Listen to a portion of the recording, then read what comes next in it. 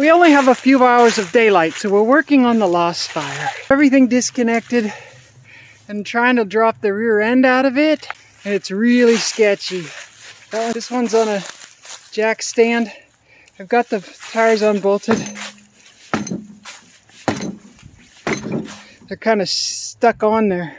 Jack stand is looking real bad. Probably going to lose that jack stand before long. It's leaking a little bit of water out of the force. In case you haven't seen the lost fire, well, all is lost. There was a fire, but the rear end was protected by all the heat shields for the gas tank and whatnot. No fire under there, so look at the meats, factory meat. This car only had 43,000 miles on it, and that is a Hardy rear end, the 3.2 liter engine, and I think it was the same rear end for the turbocharged or supercharged version, so it'll handle anything that my needs are going to throw at it. Got disc brakes from the factory, independent rear suspension. Wasn't quite as stupid in hindsight, was it? Some good parts off of this car. Let's see if we can get these damn tires off. The rims are stuck. There's no bolts. See, there's no bolts. It's smart enough to stay on there. It's just seized a little bit on the hub. We'll get the persuading hammer. Alright, this is gonna look silly, but see, this 4x4, it weighs as much as a big hammer, and it's what you do with it, right? You give it a slide, right? It's a slide hammer. Get a little momentum. Oh, and see, ta-da! That was exactly what I wanted it to do. That one was already loose. Hit this again. There it goes. A little slide hammer action there. Now, I see why it's not out yet. Okay, I am gonna get another jack stand because that is super sketchy. The reason it ain't dropping is because of the sway bar is connected to the car, not just the assembly. And then the drive shaft I got earlier, I got days ago, actually, weeks ago. Liquid encouragement there. And we can't reach it. Working my way as far away from this thing as I can because I think it's gonna try and drop. Ta-da! Okay, now the other side.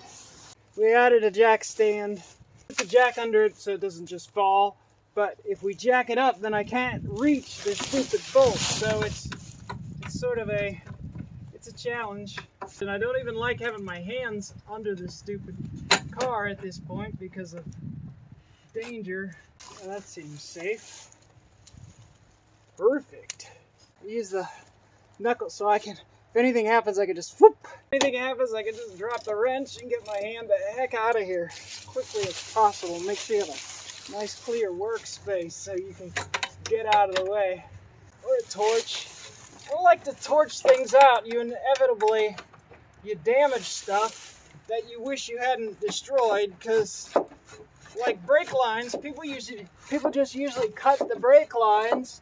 Then you have to go buy new brake lines, and they're usually like $25, and an extra $50 on my project is pretty harsh. I don't really want to spend an extra $50 for brake lines. You know, these ones are good. They look beautiful. They're only, I don't know, 15, 20 years old. That's like practically new compared to most of the stuff I work on around here. Is she free? Free as the wind blows. Free as the grass grows. Puppy out of here. Oh, I'm so excited. Yeah, that's what I wanted, basically. That's pretty much exactly what I was trying to do. The junkyard usually cuts these off, so maybe I can use them. Yeah. Oh yeah. Okay.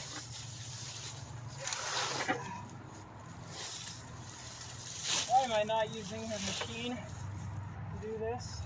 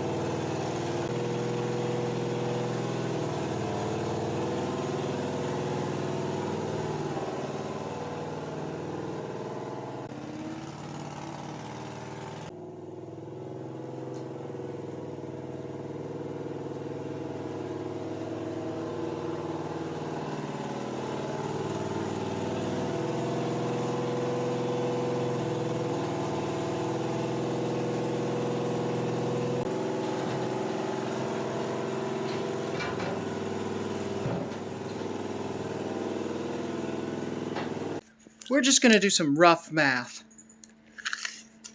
Backing plate to the other backing plate, it is about 54.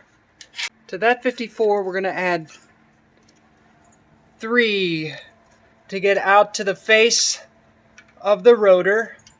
And then we got to add the wheel offset. These wheels are not, they're not deep dish, they are the opposite of deep dish, so you add another 4. So 3 and 4 is 7.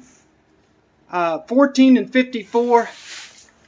I'm doing math here. 14 and 54 is 68. 68 from outer face of the wheel to outer face of the wheel. Now we already know that it's not going to fit in the wheel wells and that we're going to have to basically tub the car. So let's go over to the Dart and take a look at what's existing, see how much we got to cut out of there. Alright, here's our Dart.